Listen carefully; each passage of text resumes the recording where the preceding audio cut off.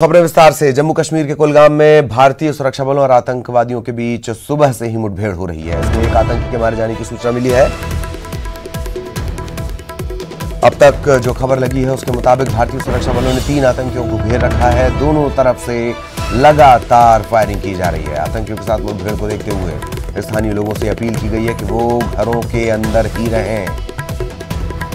2 जवानों के घायल होने की भी खबर है। हालांकि अब तक ये जानकारी पूरी नहीं है। जैसे ही एक बार ये ऑपरेशन पूरा होगा उसके बाद ये पूरी जानकारी मिलेगी। लेकिन बड़ी खबर आपको बता दें, जम्मू कश्मीर के कुलगाम में भारतीय सुरक्षा बल और आतंकवादियों के बीच सुबह से मुठभेड़ जारी। 1 आतंकी के मारे जाने की सूचना। 3 आतंकियों को घेर रखा गया है। 2 जवान भी घायल हुए हैं।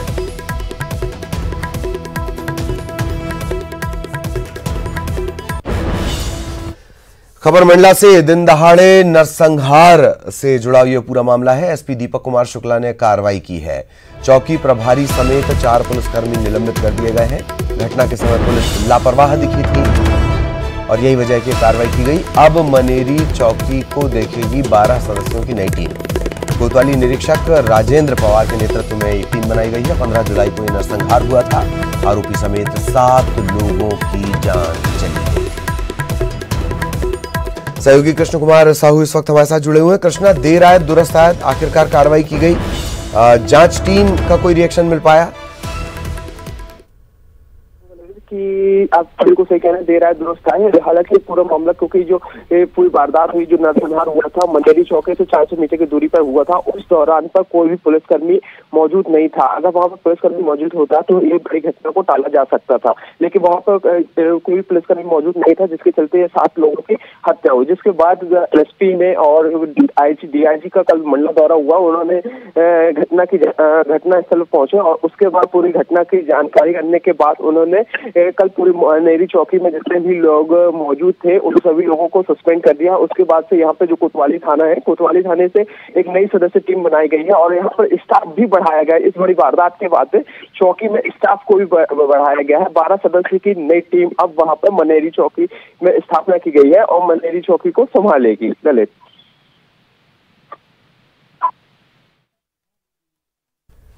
शुक्रिया कृष्ण इस तमाम जानकारी के लिए। कृष्ण कुमार साहू हमारे सहयोगी जुड़े हुए थे। और विधानसभा सत्र से पहले सर्वदलीय बैठक बुलाई गई है। आज ये बैठक होनी है। प्रोटेम स्पीकर रामेश्वर शर्मा ने ये बैठक बुलाई है। सुबह 11 बजे विधानसभा में ये बैठक होगी। 20 जुलाई से सत्र शुरू होना है, इसे लेकर इसमें चर्चा होगी। सत्र बढ़ाने या छोटा करने पर भी चर्चा हो सकती है। कोरोना के चलते कोई बड़ा फैसला यहां पर लिया जा सकता है। बड़ी खबर आपको बता दें, आज ये अहम बैठक होनी है। कोरोना संकट को देखते हुए 20 जुलाई से सत्र है और सत्र से ठीक पहले ये सर्वदलीय बैठक बुलाई गई है। सहयोगी अनुराग इस वक्त हमारे साथ जुड़े हुए हैं, सीधा आपको लिए चलेंगे। अनुराग, सर्वदलीय बैठक बुलाई गई है, अच्छी बात है और ये भी तय है कि कोई फैसला इसमें आ सकता है सत्र से जुड़ा हुआ। क्या क्या संभावित है अनुराग?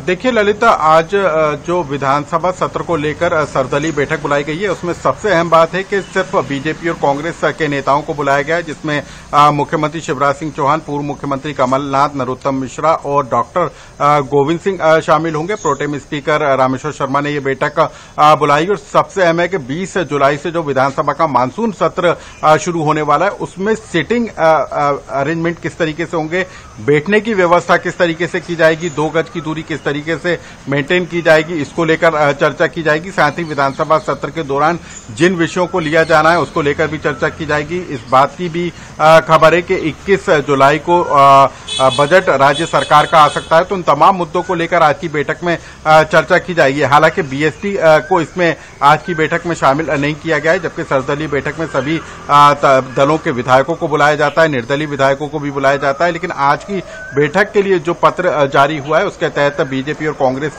के जो विधायक हैं उनको इस बैठक के लिए बुलाया गया है। तो 11 बजे ये बैठक होगी विधानसभा में और उन तमाम विषयों को लेकर चर्चा की जाएगी जो 20 जुलाई से विधानसभा के मानसून सत्र में उठने वाले हैं। तो आज की बैठक में जो है प्रोटेम स्पीकर इन तमाम मुद्दों को लेकर चर्चा करेंगे और सबसे बड़ा विषय ये कि कोरोना संक्रमण के चलते किस तरीके से विधानसभा में व्यवस्थाओं को अपनाया जाएगा, किस तरीके से विधायकों के बैठने की व्यवस्था होगी और कितनी देर तक सत्र संचालित किया जाएगा। इन तमाम मुद्दों को लेकर आज की बैठक में चर्चा की जाएगी।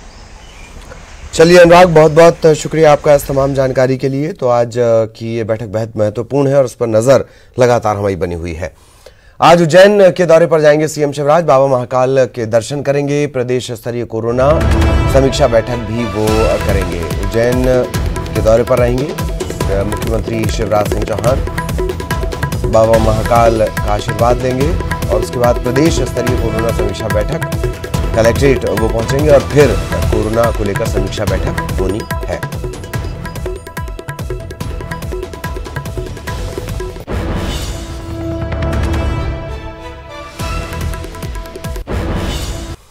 ब्रेक के बाद खबर इंदौर से। ऐसा लगता है मानो कोरोना रिटर्न्स का एक दौर चल पड़ा हो। फिर लगातार मरीजों का आंकड़ा बढ़ रहा है। 129 नए कोरोना संक्रमित मरीज सामने आए हैं। कुल पॉजिटिव मरीजों की संख्या, कुल संक्रमण के मामले यहां हो गए 5761। मेडिकल बुलेटिन में 4 लोगों की मौत की पुष्टि की गई है और इस तरीके से अब तक कोरोना संक्रमण के चलते, कोविड-19 के चलते मृतकों की संख्या 284 तक पहुंच चुकी है। 4139 मरीज स्वस्थ होकर अपने घर लौट चुके हैं। शहर में अभी फिलहाल 1338 एक्टिव केस हैं।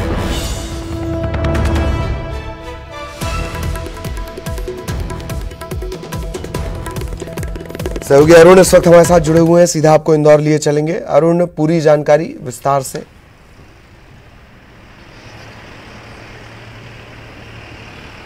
बिल्कुल, देखिए पिछले 24 घंटे में 2787 मरीजों की जो जांच की गई, संदिग्धों की जांच, सैंपल की जांच की गई, उसमें से 129 मरीज कोरोना पॉजिटिव निकले। आंकड़ा लगातार बढ़ता जा रहा है और अभी भी एक्टिव मरीजों की संख्या 1338 है, जबकि पिछले दिनों तक ये संख्या 800 से 900 के बीच रह रही थी, लेकिन 500 से ज़्यादा मरीजों की संख्या अचानक ये बढ़ गई है।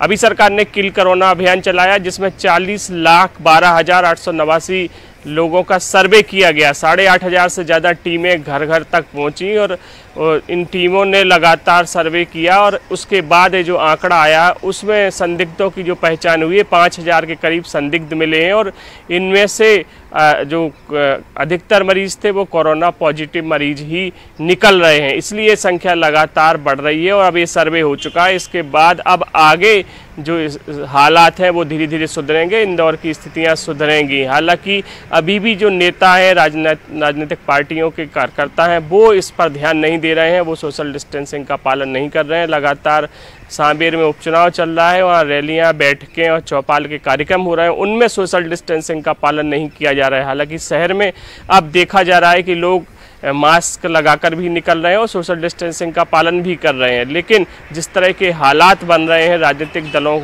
को लेकर और जो राजनीतिक दलों के कार्यक्रम हैं उनमें, जबकि कलेक्टर ने जो क्राइसिस मैनेजमेंट की बैठक हुई थी उसमें साफ निर्देश दिए थे कि आप लोग ही जन जागरूकता का अभियान चलाइए, लेकिन जिनके ऊपर जन जागरूकता की जिम्मेदारी है वही उसका नियमों का पालन नहीं कर रहे हैं। तो ऐसे में आप समझ सकते हैं कैसे हालात यहाँ पर बन रहे हैं। लेकिन इंदौर में लगातार संक्रमण बढ़ता जा रहा है, मरीजों की संख्या 100 के ऊपर ही आ रही है, जबकि ये संख्या पिछले दिनों तक 20 से 22 तक पहुंच गई थी।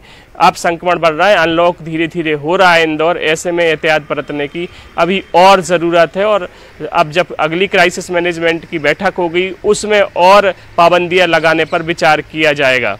जी जी, चलिए बहुत बहुत शुक्रिया अरुण इस तमाम जानकारी के लिए। सहयोगी अरुण हमारे साथ जुड़े हुए थे। किस तरीके की स्थितियां इंदौर में कोरोना को लेकर, क्या कोरोना रिटर्न्स जैसी स्थिति बन गई है। इधर गुना पुलिस की बेरहमी का मामला और कांग्रेस की एक जांच टीम आज जाएगी गुना, ये पहुंचेगी, पीड़ित परिवार से मुलाकात करेगी। कमलनाथ ने ये जांच टीम बनाई है। कल भी पीड़ितों से कांग्रेस के नेता मिले थे और 1.5 लाख रुपए की सहायता राशि भी इन्हें दी गई थी, जो पीड़ित परिवार है उन्हें दी गई थी। अब खबर ये मिल रही है कि गुना जाएगी कांग्रेस की जांच टीम, जो हमने शुरुआत में आपको बताया है। और पूछताछ करेगी, पीड़ित परिवार से भी मुलाकात करेगी।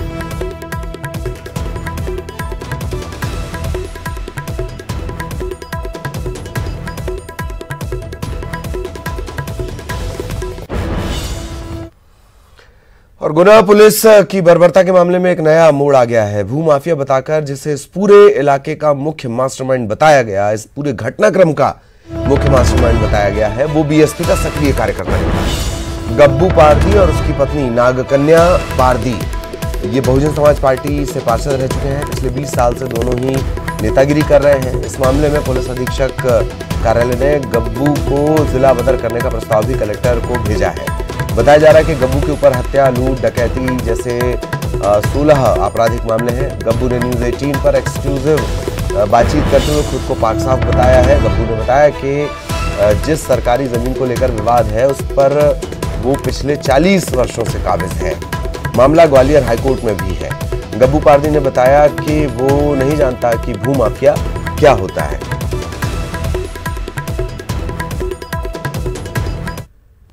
अब हम भूमाफिया नहीं समझते हैं क्या होता है भूमाफिया। अच्छा, बहुजन समाज पार्टी से अपना क्या रिश्ता है? क्या बहुजन समाज में पार्टी में सब आज भी जुड़े हैं, 30 साल से जुड़े हैं। और 3 वक्त बमोरी जनपद चिलोचना पारदी भी छोटे भैया की रहे, 2 वक्त मैं रही, 1 वक्त मैं रहा, मेरी मिसेज रही। अच्छा, आज भी ज्ञापन भी देने गए थे? हाँ, ज्ञापन भी गए। कौन कौन गया था ज्ञापन देने? अब सारे नेता आए थे, डाबर ग्वालियर के, वो पिप्पल साहब ने सब आए थे। कहाँ पे गए थे ज्ञापन देने? कलेक्टर को। अच्छा, सारी बहुजन समाज पार्टी मेरे को बुला के तुम भी नेताजी आ जाओ जरा जल्दी। अच्छा, एक चीज और है, पुलिस कह रही है कि आप मिल नहीं रहे, ढूंढने की कोशिश कर रहे हैं। साहब, हमारे पुलिस से हम कहाँ जाएंगे सर जी? और कभी भी कुछ भी कर ले हम कहाँ जाएंगे? और भूमाफिया को किया जाएगा जिला बदर। गब्बू पारदी जिसे आप अभी सुन रहे थे, उसे जिला बदर करने की तैयारी है। एसपी कार्यालय ने कलेक्टर को उसका प्रस्ताव भी भेज दिया है। कैंट कोतवाली धरनावदा थाने में 16 आपराधिक मामले इसके खिलाफ है। हत्या, लूट, डकैती ऐसे कई मामलों का खुलासा हो रहा है।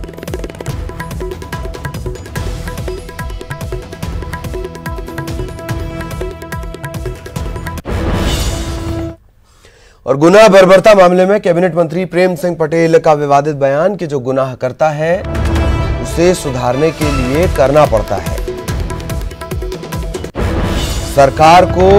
सरकार का काम करना पड़ेगा।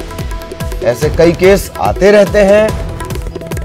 प्रेम सिंह पटेल मध्य प्रदेश के सामाजिक न्याय मंत्री हैं। सामाजिक न्याय मंत्री की अति सामाजिक सोच आपने देखी, अति कानूनी सोच भी आप इसे कह सकते हैं कि ऐसे केस आते रहते हैं, करना पड़ता है। करना पड़ता है उसको तो फिर मतलब सुधारने के लिए करना भी पड़ता है। कि किसान की जमीन पर जाकर पुलिस ने उसको, उसके पत्नी को, परिवार को लाठी से पीटा था। मेरे को इतनी जानकारी नहीं है, दिखवा लेंगे हम लोग। और उसी किसान के ऊपर केस भी दर्ज कर दिया पुलिस ने।